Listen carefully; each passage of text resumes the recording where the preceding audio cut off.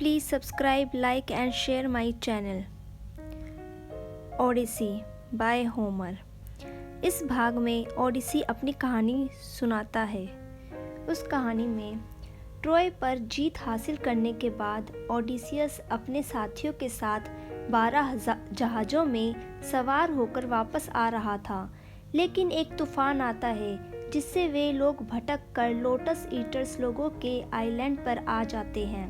उस आइलैंड के लोग उन्हें खाने के लिए लोटस आदि देते हैं। इससे सब लोगों की मेमोरी चली जाती है और वे अपने एम्बिशंस भूल जाते हैं। लेकिन ओडिसियस ने लोटस नहीं खाए थे, इसलिए उसकी मेमोरी ठीक रहती है। वह एक एक करके सब साथियों को दोबारा शिप पर ले आता है। कुछ दिन के बाद उनकी मेमोरी वापस आती है। एक दिन ओडिसियस और उसके साथी साइक्लोप्स लोगों के आइलैंड पर जाते हैं। साइक्लोप्स एक आँख वाले दैत्य थे जो लोगों का मांस खाते थे। उनमें से पॉलीफेमस नाम का एक साइक्लोप्स उन सबको एक गुफा में बंद कर देता है। उससे बचने के लिए ओडिसियस चालाकी से उसे अफीम पिला देता है और फिर उसकी आँख फोड़ देता है, जिससे वह अंधा हो जाता है। इसके बाद वे सब लोग वहां से भाग जाते हैं, लेकिन पॉलीफेमस साइक्लोप समुद्रों के ईश्वर पोसाइडन का बेटा था। पॉलीफेमस पिता को अपनी आपबीती सुनाता है और उससे कहता है कि ओडिसियस से उसका बदला ले और 10 साल तक वह अपने घर न जा पाए। पोसाइडन अपने बेटे को वचन देता है कि वह ओडिसियस को जरूर दंडित करेगा। रास्ते में ओडिसियस विंड गॉड एयलिस के आइलैंड पर जाता है और उससे कहता है कि उनकी सुरक्षित घर पहुंचने में मदद करे। एयलिस अब सभी खतरनाक हवाओं को एक लेदर बैग में बंद कर देता है। फिर उस बैग को ओडिसियस को देते हुए कहता है कि इस बैग को घर पहुंचने के बाद ही खोले और उन हवाओं को आज़ाद कर दे। इसके बाद ओडिसियस फिर से घर के लिए चल पड़ता है। ये लोग इथका पहुंचने ही वाले थे, लेकिन उस रात जब ओडिसियस सो जाता है तो उसके साथी सोचते हैं कि लेदर बैग में शायद सोना होगा। ये उस बैग को खोल देते हैं। इससे बुरी हवाएं समय से पहले ही आज़ाद हो जाती हैं। फिर वे भयंकर तूफान उठा देती है। ओडिसियस और बाकी लोग फिर से एयलिस के पास पहुंच जाते हैं और अब तक एयलिस को पोसाइडन के गुस्से का पता चल चुका था। वह उसे नाराज नहीं करना चाहता था और इसके बाद वह ओडिसियस की मदद करने से इनकार कर देता है।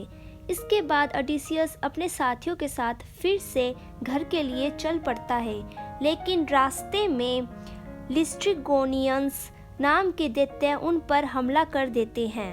ये सब जहाज़ों को डुबो देते हैं। सिर्फ ओडिसियस का जहाज उनके हमले से बच निकलता है। फिर से एक जादूगरनी सर्स के आइलैंड पर पहुंच जाते हैं। वहाँ सर्स ओडिसियस के सभी साथियों को सुअर बना देती है, लेकिन हम्स ने ओडिसियस को एक हर्ब दी थी, जिससे वह सर्स के जादू से बच जाता है और उससे प्यार का झूठा नाटक करता है। फिर वह अपने साथियों को फिर से आदमी बनवा देता है। वह 1 साल तक सर्स के साथ रहता है और 1 साल बाद सर्स से आग्रह करता है कि उसे घर जाने दे। सर्स उसकी पत्नी के प्रति वफादारी से बहुत प्रभावित होती है और उसकी मदद करने के लिए तैयार हो जाती है। वह उसे लैंड ऑफ द डेड हैडिस जाने का रास्ता बताती है और कहती है कि वहां जाकर टिरेशियस नाम के प्रॉफिट से मिले, वहीं उसे आगे का रास्ता बता सकता है। यह सुनकर ओडिसियस अपने बचे हुए साथियों के साथ हैडिस के लिए निकल पड़ता है। लैंड ऑफ द डेड पहुंचकर वह उन्हें कुछ बलिदान देता है। वहां उसे ट्रोय युद्ध में मारे गए योद्धाओं की आत्माएं दिखाई देती हैं। वह अपनी मां की आत्मा से भी बात करता है। फिर वह प्रॉफिट टिरेशियस को बुलाता है और उससे आगे का रास्ता पूछता है। टिरेशियस कहता है कि उसे सन गॉड एयलिस के आइलैंड थ्रीनेशिया पर जाना होगा, लेकिन वहां पर पवित्र एनिमल्स का शिकार ना करे, वरना उसका जहाज डूब जाएगा। यह सब सुनकर वे थ्रीनेशिया के लिए निकल पड़ते हैं, लेकिन रास्ते में साइरन्स का एरिया पड़ता था। वे अपने मधुर संगीत से सबको मंत्रमुग्ध कर देते थे, जिसके बाद सब लोग आत्महत्या कर लेते थे। ओडिसियस अपने सब साथियों के कानों में वैक्स भरवा देता है ताकि वे साइरन्स के संगीत को ना सुन पाएं, लेकिन खुद वह उनके संगीत को सुनना चाहता था। इसलिए सभी साथियों से कहता है कि उसे मस्तूल से बांध दे और अपने कानों में वैक्स नहीं डलवाता। इस तरह वे साइरन्स के एरिया से सुरक्षित निकल जाते हैं। लेकिन इसके बाद एक 6 सिरों वाला दैत्य उन पर हमला कर देता है। वह दैत्य 6 लोगों को खा जाता है। ओडिसियस अपने भालों से उस दैत्य को मार देता है। फिर वे लोग थ्रिनेशिया आइलैंड पर पहुंच जाते हैं। थ्रिनेशिया पहुंचकर ओडिसियस साथियों से कहता है कि वहां सिर्फ फल फूल ही खाएं और वहां के एनिमल्स का शिकार ना करें। लेकिन एक दिन ओडिसियस पूजा करने जाता है। पीछे से उसके साथी कुछ एनिमल्स को मार कर खाने लगते हैं। इससे सन गॉड बेहद नाराज हो जाता है।